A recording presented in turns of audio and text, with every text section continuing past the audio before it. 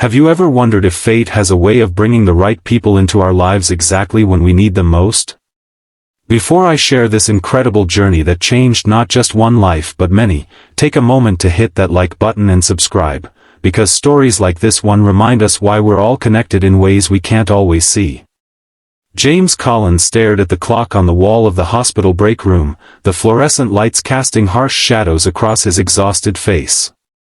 2:17 a.m. 5 more hours until his shift ended, 5 more hours until he could go home to his sleeping daughter, kiss her forehead, and collapse into bed before doing it all over again. The weight of single parenthood pressed down on his shoulders like a physical burden, growing heavier with each passing day. 6 months had passed since Melissa's death. 6 months of explaining to 4-year-old Emma why mommy wasn't coming home. 6 months of learning to braid hair, cook meals that weren't cereal, and work night shifts as a hospital janitor because it was the only job that allowed him to be there when Emma woke up. His savings were dwindling, his spirit was breaking, and tonight, as he mopped the same stretch of hallway for the 3rd time, James wondered how much longer he could keep going. "You missed a spot." The voice startled him. James looked up to see a woman in scrubs standing a few feet away, a gentle smile on her face. Dr. Sarah Chen, according to her ID badge. He'd seen her around the hospital but never spoken to her. She was one of those people who seemed to carry light with them, even at the darkest hours of the night shift. "Sorry," James mumbled, moving his mop to the indicated area. "I was joking," Sarah said, her smile widening. "That floor is clean enough to eat off of. You've been scrubbing the same spot for 10 minutes. James blinked, realizing she was right. His mind had wandered again, lost in the fog of grief and exhaustion that had become his constant companion. "Rough night?" she asked, leaning against the wall. Something about her presence, perhaps the genuine concern in her eyes or simply the fact that someone had noticed him at all, made James's carefully constructed walls begin to crumble. "Rough 6 months," he admitted, the words escaping before he could stop them. Sarah nodded, not with pity but with understanding. "The night shift break room has terrible coffee, but it's hot. Want to join me?" That cup of coffee changed everything, though neither of them knew it then. As the hospital slept around them, James found himself telling this stranger about Emma, about Melissa's sudden illness and death, about his struggle to keep their little world from falling apart. Sarah listened without interruption, offering nothing but her attention, the rarest and most precious gift someone could give. "I'm sorry," James said finally, embarrassed by his outpouring. "You probably have patients to check on." "Actually, I just finished my rounds," Sarah replied. "And everyone needs someone to listen sometimes." She hesitated, then added, "My shift ends in an hour. There's a diner across the street that serves breakfast at ungodly hours. If you want to continue this conversation somewhere with edible food, I'd be happy for the company." James should have said no. He had responsibilities, routines, a daughter who needed stability. But something in Sarah's invitation felt like a lifeline thrown to a drowning man, and he found himself nodding. The diner was nearly empty at 4 a.m., just a few night shift workers and long-haul truckers scattered among the booths. Over plates of pancakes and eggs, their conversation shifted. Sarah told him about her own life, her parents who had immigrated from China when she was 10, her struggle through medical school, her recent move to this city for a fresh start after a relationship ended. "Why pediatric oncology?" James asked. "That must be the hardest specialty." Sarah's eyes grew distant. "My little brother had leukemia when he was 8.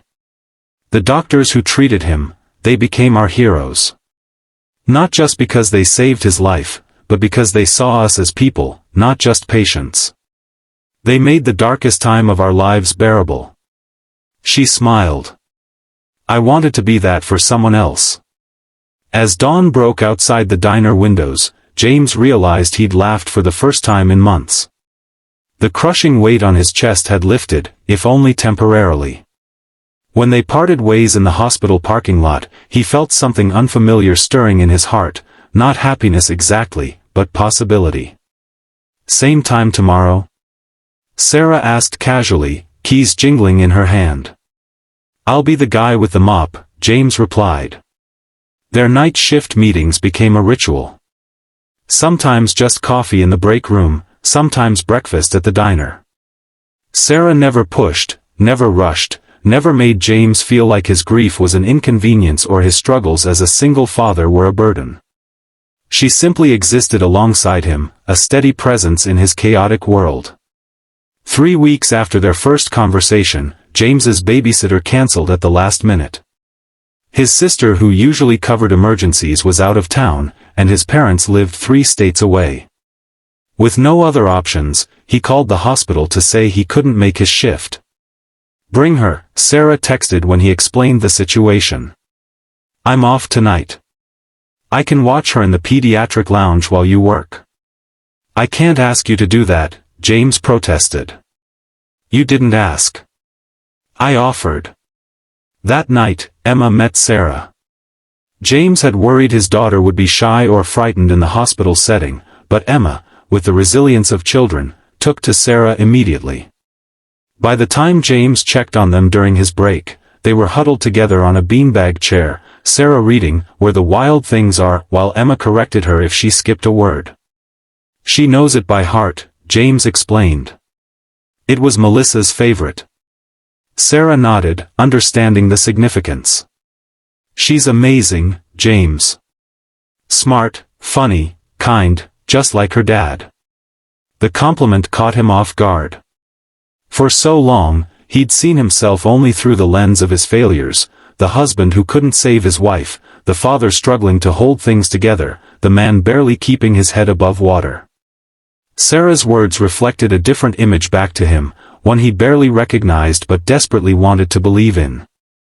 As weeks turned to months, Sarah became woven into the fabric of their lives. She taught Emma to make dumplings from her grandmother's recipe. She helped James navigate the paperwork for Emma's preschool. When Emma caught the flu, it was Sarah who came over with soup and medicine, who sat up through the night monitoring her fever while James, exhausted from working double shifts, finally got some sleep. Why are you doing all this? James asked her once, after she'd spent her only day off helping him move to a more affordable apartment. Sarah paused in her unpacking. Because that's what people do. They show up for each other. Most people don't, James countered. Then I guess I'm not most people. She smiled, but there was something vulnerable in her eyes. And maybe I was lonely too. The admission shifted something between them.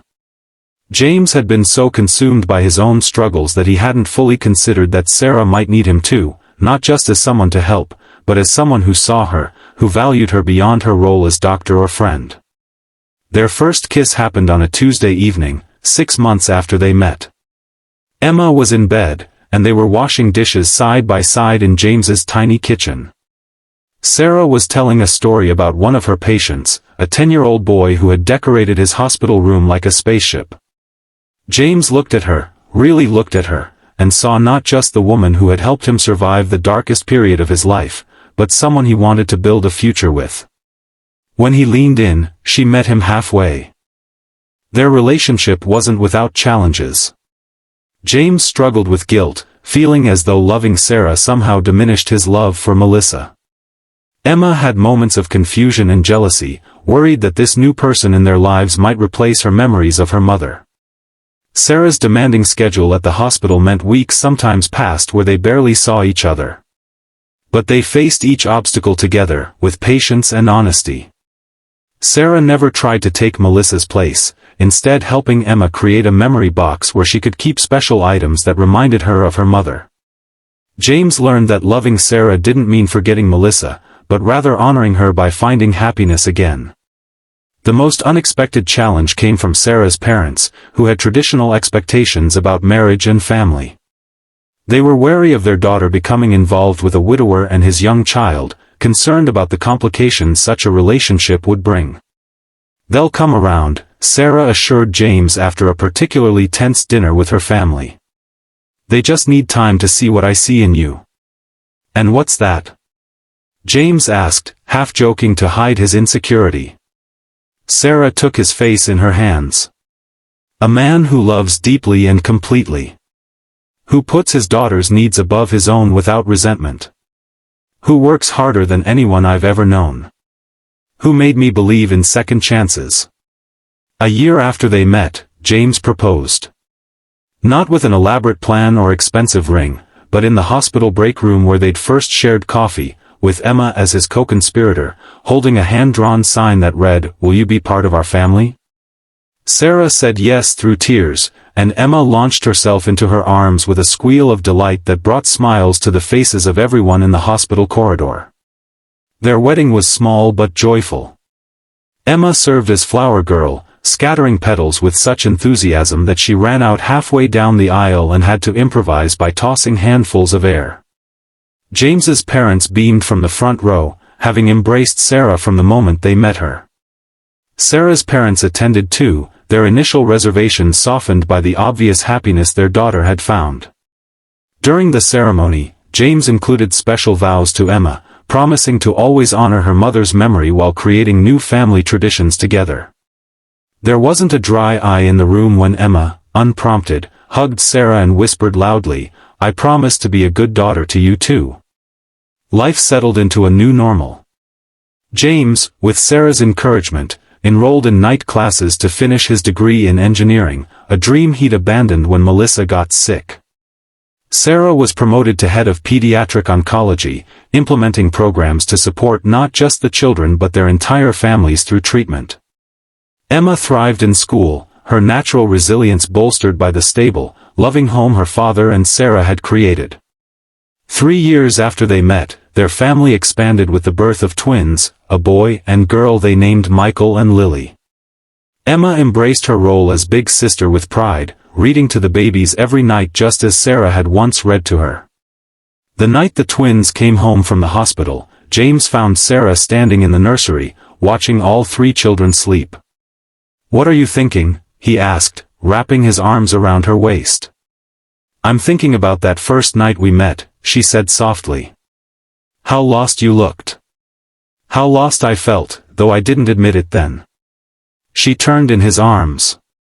"I never told you, but I almost didn't speak to you that night. I'd had a terrible day, lost a patient I'd been treating for months. I was questioning everything about my career, my choices. I was going to request a transfer to another hospital, start over somewhere new."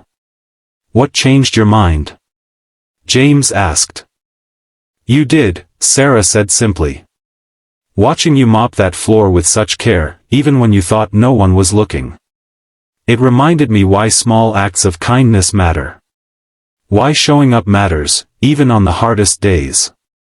James thought about the countless ways their lives might have never intersected, if he'd taken a different job, if Sarah had transferred hospitals, if either of them had been too guarded to open up that night in the break room. "I think Melissa would be happy," he said quietly. "Knowing Emma has you. Knowing we found our way back to joy." Sarah nodded, tears in her eyes. "I think so too." Their story spread beyond their circle of friends and family when Sarah was interviewed for a local news segment about the hospital's new family support program. She mentioned how her own experience as part of a blended family had inspired her work, briefly sharing how she'd met James during night shifts at the hospital. The producer, touched by the glimpse into their personal story, asked if they would consider a more in-depth feature. Initially reluctant to put their private life in the public eye, James and Sarah agreed only after learning the segment would help raise funds for families of pediatric cancer patients. The resulting video, titled "Single Dad Met a Woman at Night Shift," captured the authentic warmth and challenges of their journey. It showed James mopping hospital floors while Sarah made her rounds, Emma teaching the twins to build block towers, family dinners where they all held hands before eating.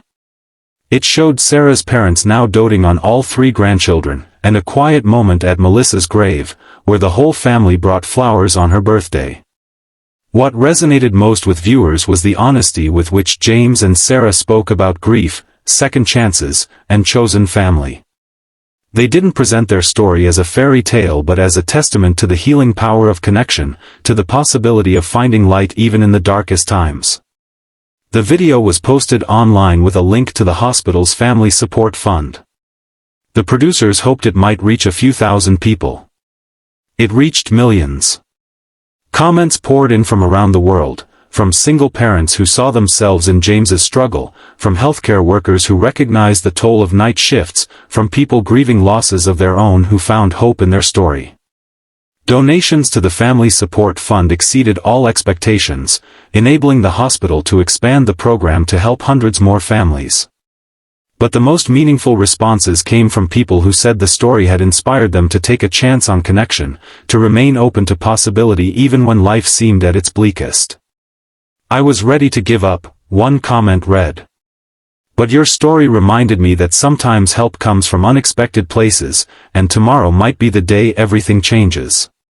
5 years after they met, James and Sarah returned to the hospital break room where their story began. The hospital had renovated most of its facilities, but this space remained largely unchanged: the same humming vending machines, the same uncomfortable chairs, the same clock on the wall. "It looks smaller than I remember," James said, setting down the box he was carrying. "Everything does when you look back," Sarah replied, helping him unpack.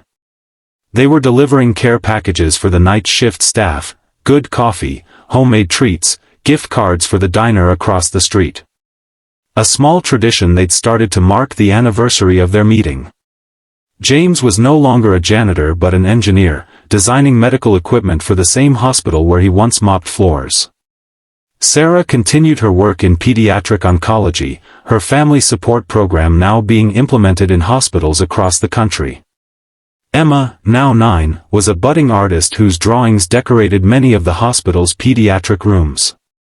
The twins, at 2 years old, were bundles of energy who kept everyone on their toes.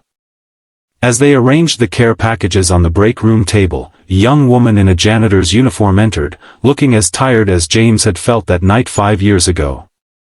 "Those for the night shift?" she asked hesitantly. "They are," Sarah smiled. "Please, help yourself." The woman selected a package, thanking them with genuine surprise. "Nobody usually remembers we're here." "Someone remembered me once," James said. It made all the difference. As they left the hospital hand in hand, Sarah asked, "Do you ever wonder what would have happened if I hadn't spoken to you that night?" James squeezed her hand. "I used to. Now I just feel grateful that you did." Their story continues to touch lives, a reminder that sometimes our darkest moments lead us to our brightest futures, and that connection, real, honest human connection, can heal wounds we thought would never close. If you've been moved by James and Sarah's journey, remember that small acts of kindness can change lives in ways we may never fully understand. Sometimes all it takes is noticing someone who feels invisible, offering a cup of coffee, or simply being present in someone else's pain. And if you're in a dark place right now, remember that your story isn't over. Tomorrow might be the day someone sees you, really sees you, and everything changes. Like this video if it touched your heart, subscribe for more stories that remind us of our shared humanity, and share it with someone who might need to hear that second chances are possible, that grief doesn't have the final word, and that love, in all its unexpected forms, still has the power to heal us.